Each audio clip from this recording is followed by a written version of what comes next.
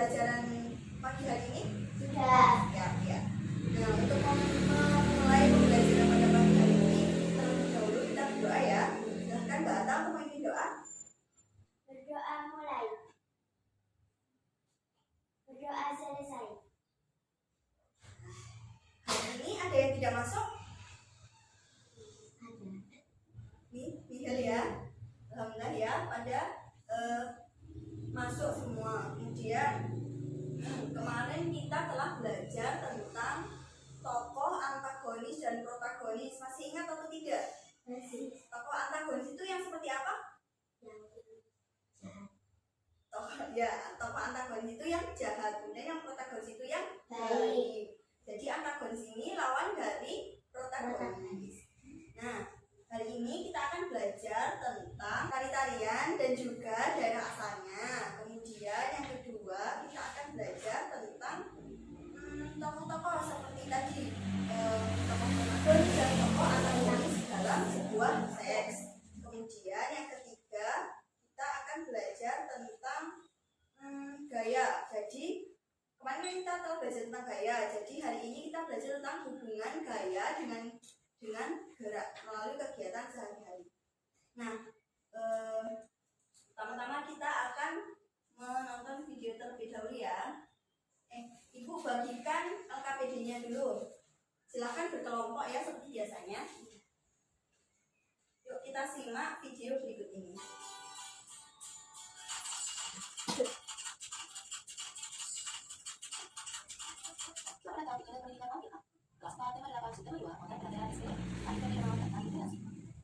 Sebagian besar orang berbagi sangat unik. Hari ini melihat dari keragaman kesenian yang ada di Bali. Salah satunya adalah tari badan. Tari tradisional. Tari rakyat atau tari tradisional adalah tarian untuk memberikan rakyat. Bahkan tarian rakyat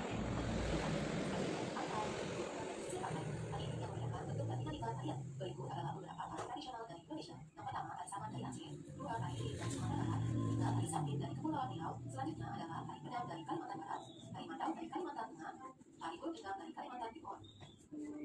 B. Tari kreasi. Tari kreasi adalah tarian dan gerakan yang merupakan pengembangan dari tari tradisional. Bentuknya bisa tari tunggal, berpasangan atau kelompok. Sebagai contoh tari kreasi, yang pertama tari Gamelanong dari Jawa. Tarian ini memisahkan anak yang dihitung asmara.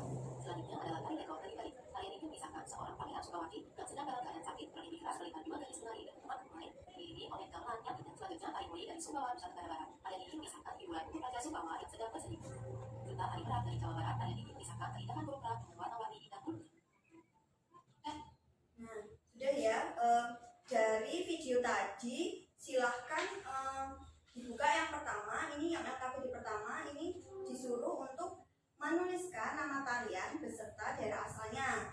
Kemudian setelah kalian tuliskan di tabel yang pertama, kalian tuliskan dibagi mana yang tarian tradisional dan mana tarian kreasi. Tarian tradisional dituliskan kembali di tabel nomor 2, kemudian yang tari kreasi di tabel yang ketiga. Silahkan dikerjakan terlebih dahulu ya.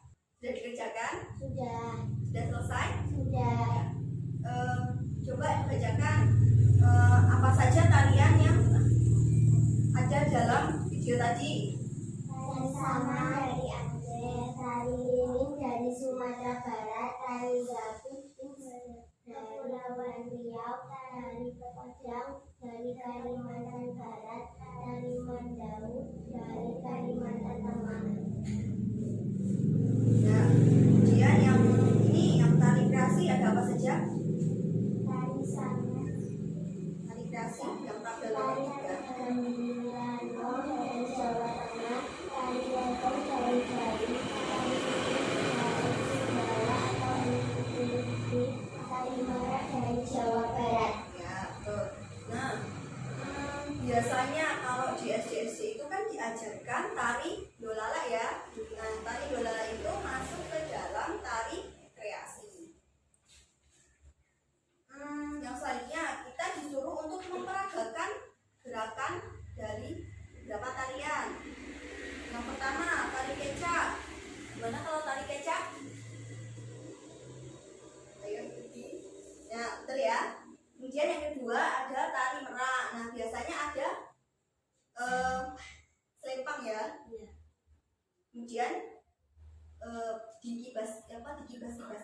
Kemudian tali kipas, menggunakan kipas.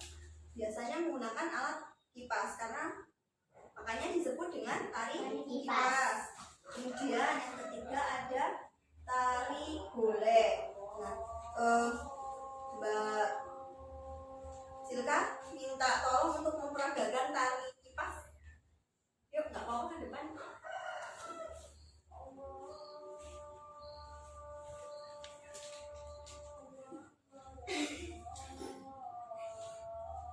Ya, saya. Selanjutnya, tadi kan ada beberapa tari yang dari Bali, misalnya tari pendek ya. Nah, di sini kita akan mengetahui tentang terjadinya selat Bali. Nah, seperti yang telah diajarkan kemarin, kita akan belajar mencari tokoh antagonis dan juga protagonis di dalam teks yang berjudul terjadinya selat Bali. Nah, sebelum menemukan tokoh antagonis dan protagonisnya, silakan dibaca terlebih dahulu ya. Coba dibaca secara bergantian. Terjadinya selat Bali. Mani Angkoran adalah putra Si Dimandra, seorang Brahmana. Mani Angkoran dan ayahnya tinggal di kerajaan Bali saat Pulau Bali belum terpisah dengan Pulau Jawa. Mani Angkoran suka sekali menghambur-hamburkan harta orang tuanya. Berulang kali Si Dimandra menasihati anaknya, namun Mani Angkoran tidak mau mendengarkan nasihat ayahnya. Harta orang tuanya pun dihabiskan, bahkan dia berani berhutang kepada orang lain. Pada akhirnya Mani dikejar-kejar penagih utang. Si Dimandra tidak tega, hartanya sudah habis, tapi Si Dimandra tidak mau anaknya celaka. Suatu saat Si Dimandra mendapat petunjuk lewat mimpi untuk meminta pertolongan pada naga besuki di Gunung Apu. Naga besuki adalah naga hijau besar, ekornya penuh dengan emas dan permata. Si Dimandra segera bergegas untuk menemui naga besuki di Gunung Apu. Si Dimandra menjelaskan maksud kedatangannya kepada naga besuki. Si Dimandra meminta sedikit harta untuk membayar utang-utangnya. Mani Angkoran. Naga besuki bersedia untuk membagi sebagian hartanya. Naga besuki mulai menggoyang-goyangkan ekornya. Seketika beberapa emas dan permata pun rontok. Sayangnya harta yang didapat ayahnya kembali digunakan Mani Angkoran untuk berkoyak-koyak. Mani Angkoran yang kehabisan harta akhirnya mencari tahu tempat ayahnya mendapat harta. Seseorang memberitahunya bahwa Si Dimandra memperoleh harta dari naga besuki. Mani Angkoran segera menemui naga besuki di Gunung Agung seperti yang telah dilakukan ayahnya. Naga besuki, sudilah kiranya kau bagi sedikit hartamu untuk membayar utang-utangmu, kata Mani Angkoran kepada naga. Tidak cukup. Yuk, yang selanjutnya kita disuruh untuk menyebutkan tokoh-tokoh yang terdapat dalam judul cerita yang berjudul terjadinya selat Bali, kemudian menemukan tokoh antagonis dan tokoh protagonis dalam cerita berjudul terjadinya selat Bali. Silahkan dikerjakan terlebih dahulu ya. Sudah dikerjakan? Sudah. Ya. Yang pertama, sebutkan tokoh-tokoh yang terdapat dalam cerita berjudul terjadinya selat Bali. Siapa saja? Mani Angkoran, Si Dimandra, dan naga besuki. Ya, dan naga besuki. Ada 3 ya. Dia yang nomor 2, tuliskanlah tokoh antagonis yang terdapat pada cerita berjudul terjadinya selat Bali. Siapa? Tokoh antagonis dalam cerita adalah Mani Angkoran. Ya, betul. Jadi di sini ceritanya itu Mani Angkoran itu sering menghabiskan uangnya ya. Ya. Sehingga dia sering berhutang.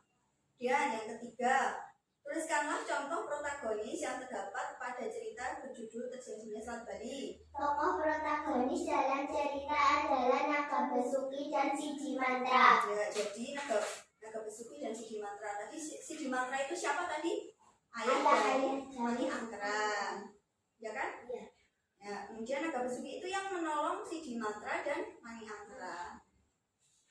Nah, di sini naga besuki itu mengasuh Mani Angkoran agar dia dapat hidup dengan baik. Jadi perilakunya dapat berubah menjadi baik. Kemudian dalam kehidupan kita tentunya ada yang jahat juga ada yang baik ya. Kalau itu yang di TV itu biasanya kalau ini kan bulan Ramadan, biasanya kalau mendekati Idul Fitri biasanya ada yang mencuri. Nah, itu merupakan perilaku yang jahat ya, tidak boleh ditiru. Nah, kemudian kalau yang baik, misalnya saja ini sering tidak menemukan di jalan-jalan waktu Ramadan itu ada yang membagi-bagi takjil. Iya. Nah, ya kan? Iya. Nah, itu merupakan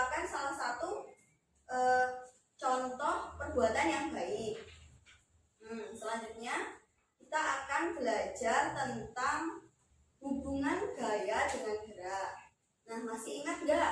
Apa sih itu gaya? Masih ingat atau tidak? Gaya yaitu tarikan atau dorongan yang diberikan kepada suatu benda sehingga benda tersebut dapat bergerak ya. Beda nggak sih dengan gerak? Nah, gerak sendiri merupakan perpindahan tempat dari posisi awal ke posisi akhir karena adanya gaya.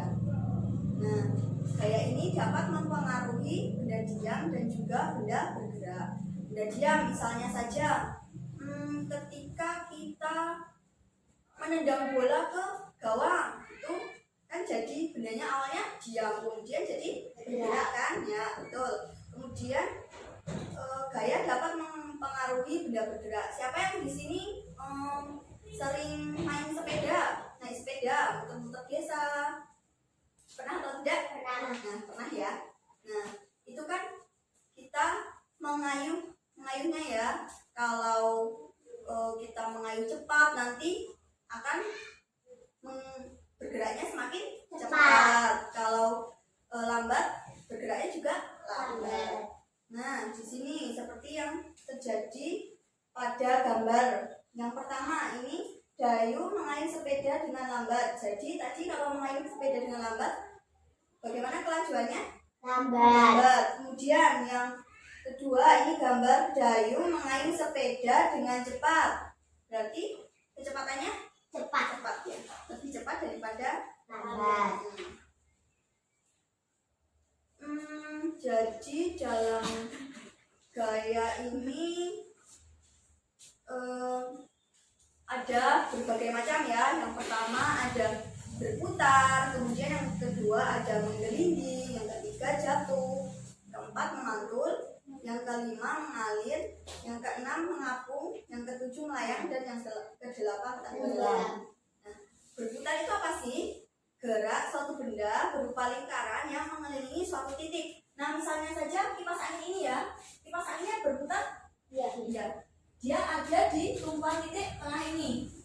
Berarti dia ada di satu titik.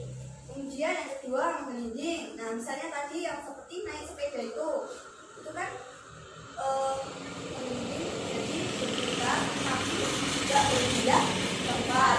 Kemudian jatuh merupakan gerak suatu benda yang semula letaknya di atas berubah menjadi di bawah. Misalnya saja ini apa misalnya? Ya, kelapa jatuh dari pohonnya. Awalnya kelapanya di atas di pohon, kemudian jatuh ke tanah ya, ke bawah.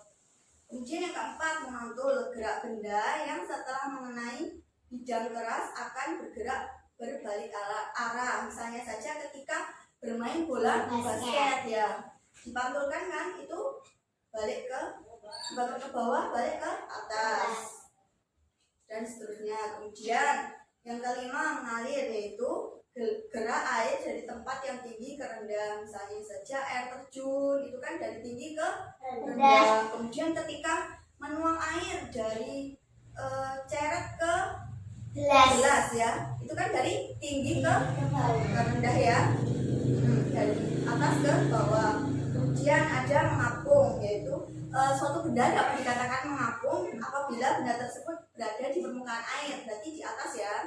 Nah, biasanya ketika bermain ini kertas yang dijadikan kapal-kapalan kemudian dialirkan di air. Yang selanjutnya ada melayang, yaitu benda yang berada di antara permukaan air dan dasar air, jadi di tengah-tengah. Kemudian yang kedelapan ada tenggelam, yaitu benda turun sampai ke dasar air. Coba silahkan dikerjakan terlebih dahulu nomor 1 sampai nomor 3. Sudah selesai? Nah, yang pertama, apa saja macam pengaruh gaya terhadap gerakan benda? Berputar, menggelinding, jatuh, memantul, mengalir, mengapung, melayang, dan tenggelam. Ya, betul, ada 8. Kemudian yang pertama, yang kedua, doronglah meja yang ada di depanmu. Kemudian bagaimana hubungan gaya dengan gerak? Meja bergerak berpindah tempat. Ya, jadi ketika didorong didorong ini mejanya berpindah tempat. Kemudian yang nomor 3, coba dibacakan. Yang nomor 1 itu apa? Mendorong mobil. Pengaruh gaya terhadap gerakan benda? Menggelinding. Yang nomor 2, Bersepeda. sepeda. Pengaruhnya? Menggelinding. Menggelinding juga. Kemudian yang nomor 3, Mendorong gerobak. mendorong gerobak. Pengaruhnya? Menggelinding. Ya, menggelinding. Jadi itu rodanya yang menggelinding. Kemudian yang nomor 4, Menutup pintu. menutup pintu. Itu apa pengaruhnya? Terbuka menjadi tertutup. Ya, terbuka menjadi tertutup atau tertutup menjadi Terbuka. Kemudian yang nomor 5, Bermain basket. ya bermain basket. Tadi apa? Memantul. Memantul, ya betul. Nah, berhubung, oh ya dikumpulkan ya, dikumpulkan terlebih dahulu. Nah, kita hari ini telah belajar apa saja? Tadi ada tari daerah beserta asalnya, kemudian ada gaya, ya belajar tentang gaya, hubungan antara gaya dan gerak. Kemudian mencari tokoh antagonis dan Protagonis. Tadi antagonis itu yang seperti apa? Yang jahat. Kemudian yang protagonis Baik. ya baik. Ya, berhubung waktu telah habis, Ibu tutup pembelajaran pada pagi hari ini. Ya, sebelumnya nanti di rumah Ibu minta tolong kalian menuliskan 10 ya. Ini contoh hubungan gaya dan gerak ya. Ya, silahkan berdoa. Silahkan Mbak Silka untuk memimpin doa. Berdoa mulai. Berdoa selesai. Nah, Ibu akhiri. Ada kurang lebihnya mohon maaf. Wassalamualaikum warahmatullahi wabarakatuh. Waalaikumsalam warahmatullahi wabarakatuh.